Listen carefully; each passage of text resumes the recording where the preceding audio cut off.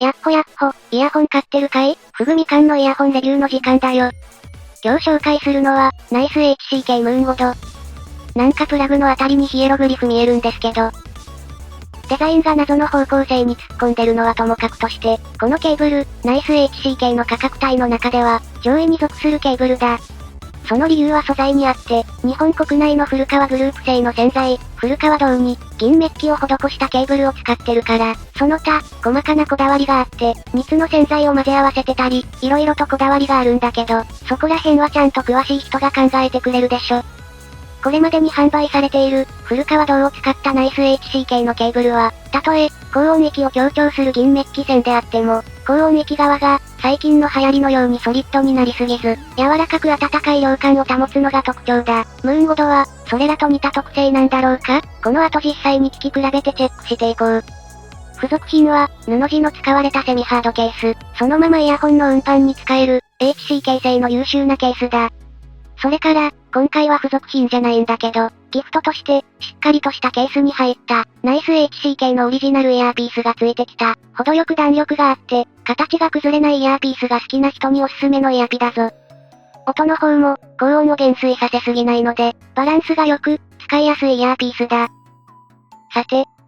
そんなわけで、付属品の方も豪華仕様となっている。ケーブル本体は、編み方の異なる3つの銀メッキ色のケーブルが組み合わさったものになっていて、編み方は8芯、謎の象形文字はプラグ、スプリッタ、スライダー、そして2ピン端子の基部に至るまでしっかり書き込まれていて、統一感は十分。使い上は難しそう。ただ、意外にこの象形文字、便利なところもあって、プラグ抜くときに指の取っかかりになるので、意外に実用的だった。普通のモールド刻んでくれたらもっと嬉しい。洗剤の印象は、ビニール部分が柔らかく、内部洗剤が太めなのか、多少癖がつく印象。実用上それほど重くなく、この太さのケーブルとしては十分に実用的に感じたぞ。取り回しとビジュアルに関してはこんな感じ。見た目のインパクト通りの仕上がりになっていると思う。それじゃあ、音色について見ていこうか。ナイス HCK ムーンゴドの音色は、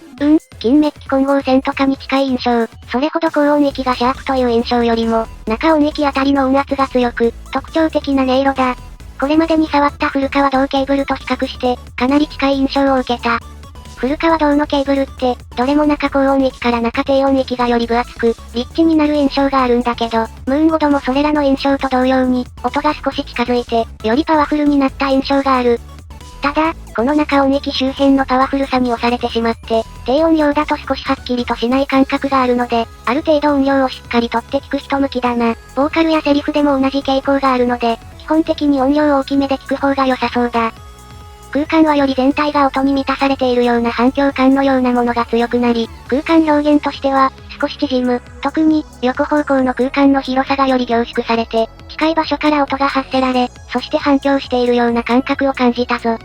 銀メッキ線にしてないと、高音側が埋もれちゃうんじゃないか、ってくらいに濃密。また、低価格銀メッキ線の無理やり高音が持ち上げられている感じではなく、全体の濃密な中低音域に飲まれない程度に、しっかり主張してくれるバランスになってる。そこら辺はやっぱりコスト払ってでも作りたくなったケーブル、ということなんだろうか。低価格銀メッキ線と比較すると、中低音域はより厚みが出る。で、高音はうさんくさくない。ということで、低価格無酸素銅ケーブルにそのままコストかけたらこんな音になるだろうなという印象。それよりもうちょっと高い、単結晶銅を使ってる銀メッキ線とかになると、よりはっきりして空間に広さを感じられるようになるんだけど、ムーンゴドはなんだか中音域あたりの音が全部近くなって、エネルギッシュな印象になっているので、それらのケーブルともまた違う印象を受けるんだ。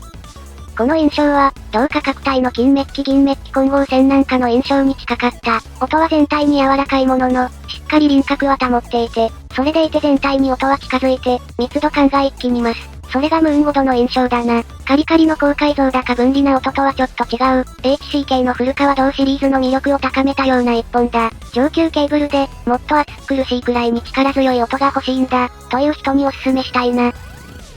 こんなところだな。ちょっと人を選ぶデザインだけど、面白いケーブルの一つであるのには違いない。僕が HCK 系のケーブルで一番好みなのは、一気に分離感を引き上げる、ブラックカットやスペースクラウドといった感触系なんだけど、暖色系でもかなり満足感の高い、面白いケーブルだったぞ。